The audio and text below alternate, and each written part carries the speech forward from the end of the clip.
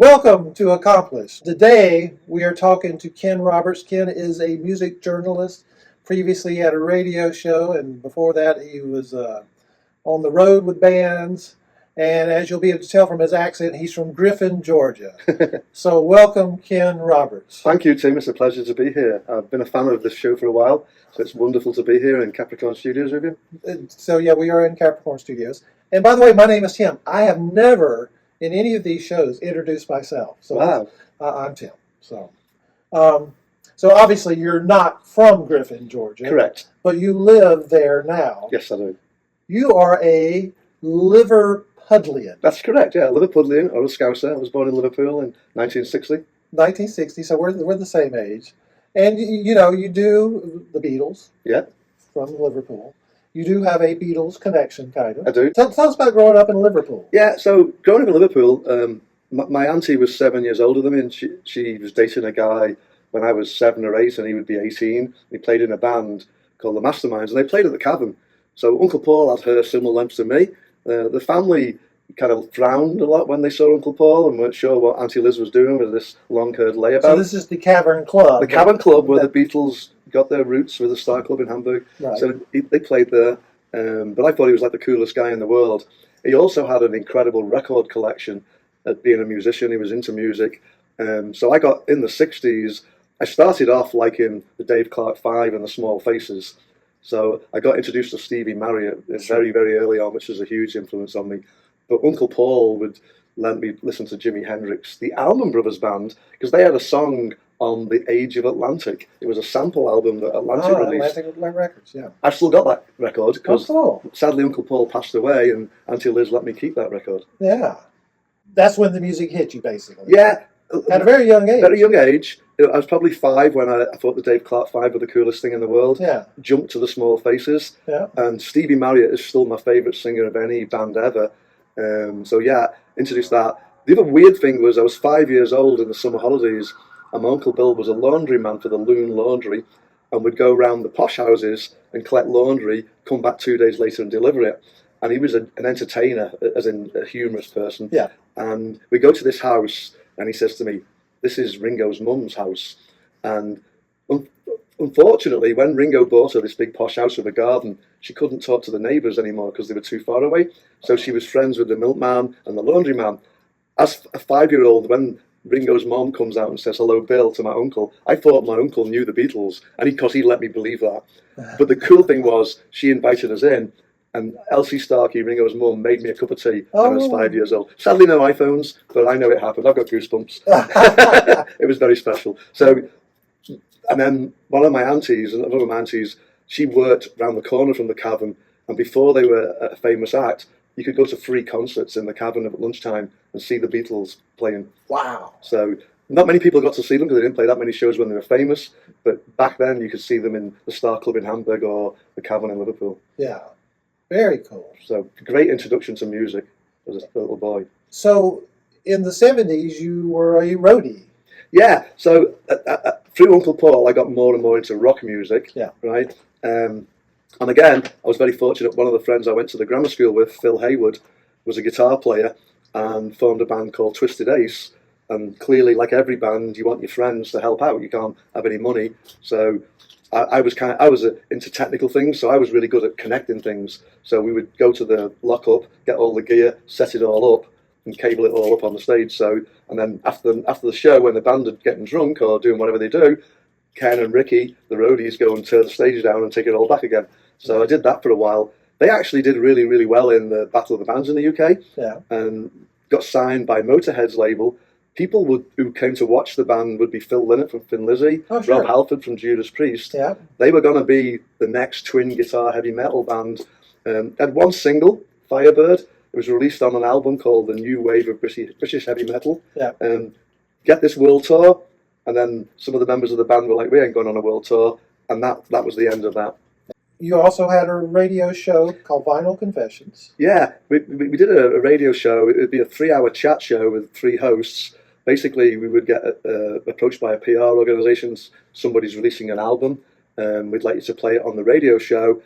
So we would play both sides of the album, so 20 minutes, and then 20 minutes, and the rest of the 3 hours was the three of us talking to the guy. It was very much like this, friendly, not the 5 questions and get out. Yeah. It was like, let's talk about your family, what you're interested in, different things. And what it showed me was that these famous musicians were people who had real lives. Right. And I was very fascinated by how their minds worked to create the music, to write the songs. So I would dive into that and pay attention to what was on an album. And there was a band called Echo Lynn, that was a big band in the 90s, traveled the world. We were re-recording back around about 10 years ago.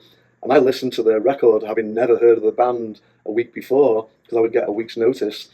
And I thought, that song's strange, it's jumbled up. So I said to them, I really like your album, but that song, I think it was called Warhorse, sounds like it was chopped up and put back together. And the 4 guys in the band said, who told you? I said, who told me what? That's exactly what we did. We didn't like the bass line, so we moved it around a bit in the studio. So then I became friends with them and actually ended up meeting them and having a drink with them. And it just changed my perception of music, because now these were guys I could go to a bar with, socialise with, understand them better, maybe understand the songs better. Yeah. And then, after a number of years of doing that, I was developing friends, and it made my travelling worse, because I interview a guy in Duncan Reid in the UK, who then says, hey Ken, I'm coming to America, come and see me. I live in the Bay Area. He's playing in New Jersey and places like that. So I had to get on a plane and go and watch him, right? Yeah. So I basically work on the can-do principle. If you say, hey Ken, let's go to a show in Gary, Indiana, and I'm not doing anything, we're going to go. Wow. All right, so you're in Griffin, Georgia. Yeah. All right, tell us about how you got to Griffin, Georgia, of all places. Again, everything in my life's got a music connection. So go back just over 5 years ago now. I had a friend who I'd go and watch Government Mule with. I have a group of friends from all over America, and we travel to shows together from our disparate places and have a lot of fun. And my friend Brian phones me and says, hey Ken, Government Mule are playing in Jamaica, a festival on the beach, just 300 people, Island Exodus. It's quite expensive if you go on your own, but if you share a room, it's quite reasonable. And I'm like, that's an awful lot of money. And my son, Craig, he says, Dad, that's what credit cards are for. So I booked the flight, I'm off to go to this festival. So I walk down the beach, and I've got a Government Mule hoodie on, and this young lady shouts, Mule! And that's how I met the lady who becomes my wife. We had no relationship on this vacation, and we just swapped phone numbers. We had a lot of fun having dinner and things. Then a month or so after we were talking online, she invites me to come to Griffin, Georgia, and I'd never been to Georgia before, but she did this masterstroke plan that our first day, our date, would start off in Capricorn Studios right here. She'd arranged for us to come here, and then in the evening we went to the Fox Theatre to watch Joe Bonamassa. Yeah. So I think pretty much I was going to marry her after that day. So that's how and obviously the relationship blossoms over a period of time, sure. And then I moved to Griffin, Georgia to live with her. And what do you think of Griffin? I tell people that Georgia, as a general thing, is a place that most people outside of America and many people in America don't understand what it is. But when they come here, they love it and they want to come back. It's a hidden gem. Georgia's beautiful, from the coast in Savannah up to the mountains in Helen and places like that. Yeah. And the countryside, the people are just so friendly. And music. I've lived here nearly 5 years now, and I think at last count I've been to 68 music venues in Georgia. Oh, wow. All between Macon and Atlanta. Yeah. So for someone who loves music, I'm in paradise. You are, and we're shooting this on a Wednesday. He was at a show last night on a Tuesday. Yeah. Somewhere in Georgia. It's Sonoya, Georgia. They had a Fat Tuesday, and my friend Red and his band Red and the Revelers, who are a funk swamp band from Mobile, Alabama, were playing the Fat Tuesday show in the main street of Sonoy. They closed the street and they played a 3-hour show. Yeah. It was fantastic, but yeah. Well, your radio gig at Vinyl Confessions led to your writing? Yeah. Interestingly, the Fireworks Rock and Metal magazine is a magazine that I used to buy a lot. It's a quarterly magazine, and it used to be sold in Hudson News, but COVID kind of stopped all of that, sure. The price of importing magazines. And I knew several of the people that are writers, or even Bruce, whose magazine it is, Bruce. So I got contacted by one of the guys, one of the editors there, and they said, we think you'd be quite good at writing. Now, at work, in my technical job, I write a lot of proposals about technology. Yeah. So I thought, well, that's going to be easy. that was the stupidest thought I've ever had in my life. You know, I've just interviewed Johnny Van Zant and Donny Van Zant about their latest album, their religious Christian music album. When I counted the time it took to do that interview, it was 40 hours. Oh my God! Because I don't believe in reviewing a record or interviewing someone if I've not grasped the music. Yeah. So I got to listen to the music, then do some research, plan my questions, structure the questions, do the actual interview, and then type it up. Yeah. So, but what I've got to say to anyone who's ever thought about journalism, when the magazine's printed, and you see interview by Ken Roberts, even after 5 years of writing, I'm now a staff writer for the magazine. It's just the best feeling ever. Cool. When you see that, yeah. You do reviews and interviews, basically. So the Quarterly magazine, I'll typically do 6 or 7 album reviews a quarter and 1 or 2 interviews. Yeah. So Friday this week, I'm interviewing a stoner rock band, Masters of Reality. And next week, I'm interviewing 2 of the guys from Alter Bridge. This led to you becoming the biographer for Foghat? Is that correct? So a couple of years ago, Bursden Records, who released the first 6 Foghat albums, was doing a re-release kind of a promotional thing. Yeah. And I was asked to review those first 6 albums. So that's quite a lot of work, yeah. Writing about 6 albums. But you are definitely familiar with that. Oh, again, through Uncle Paul, I knew who Savoy Brown before Foghat and Foghat. Yeah. And I thought this was a great thing to be reviewing what was a London band that moved to America in '71. So I was very excited about that. And the first 6 albums contained many of those hits. So I did that. That led to them saying they had a new singer, Scott Holt, and we're going to record a new album, right? Sonic Mojo, which was released about 15, 16 months ago. So I reviewed that one. The band, I speak to the PR agents when I'm doing the review to get the music and bio and things. They reached out and said, well, could they pass my details on to the band's management? I didn't know that at the time, but Linda is the wife of Roger, the drummer. Linda Earl. So they put me in contact with her. She asks for a copy of what I've written because Roger would like to read it. So they read that and they thank me for that. They actually invited me to a show as their guest in Gary, Indiana, of all places, at a casino.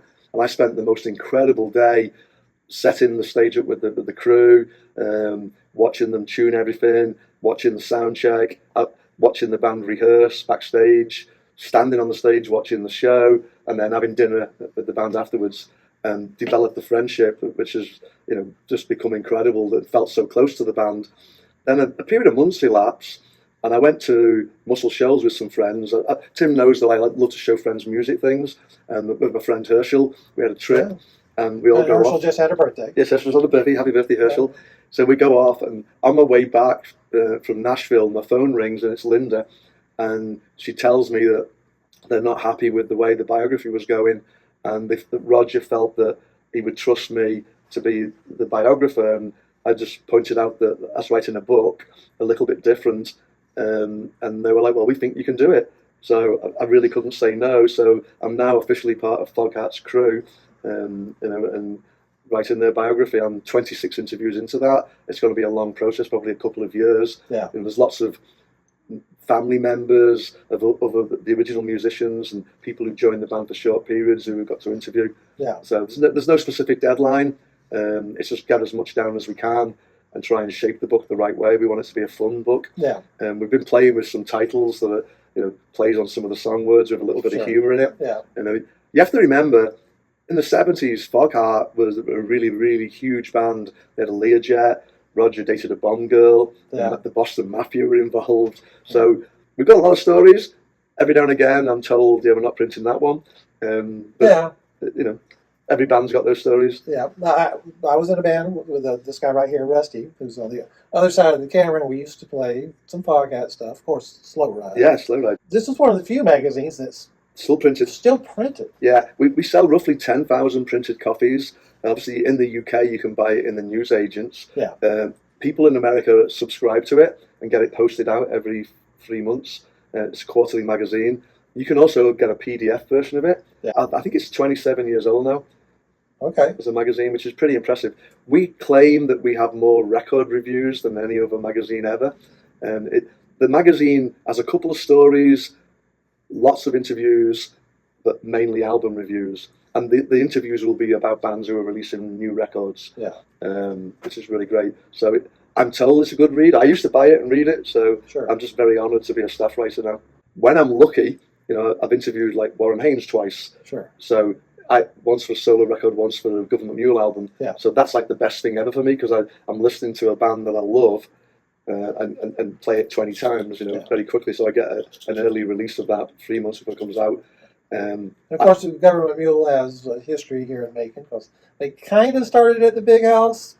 That's a little fuzzy. Warren told me in the interview that they lived there for 2 weeks, Yeah. didn't shower, had some fun, had to play acoustically at night, Yeah. and they played their first show in Macon. And we actually got married in the Big House. Yeah. Oh, right? That's right. That's right. It was just an incredible day. And the Big House is where the Allman Brothers lived back in the early 70s. So yeah. And Soulshine was our wedding dance. Yeah.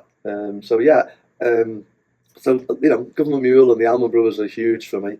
Of the stuff that you've in the last 5 years that you've written reviews for, what album would you recommend most for people to listen to? I'm going to say Marcus King. Oh, really? Carolina Confessions. That album, there was something in that album where Marcus, I first saw Marcus when he was maybe 15 or 16 with Warren Haynes. And I thought he was fascinating, so I would follow him and listen to him. And then Carolina Confessions, to me, is the equivalent of somebody like B.B. King, who's been a musician all his life, pouring his heart out. Yeah. And Warren was maybe 22 or 23 when Marcus was 22 or 23, and he writes that album, and it really, really touched me. So much so that I ended up with a signed vinyl copy with the test printing of the album and the CD, which is not something I would normally do. But it just fascinated me. And one day I was watching a show with Government Mule in Asheville, and a gentleman poked me in the side and said, "Excuse me, I think you're English." And I said, "I think I am."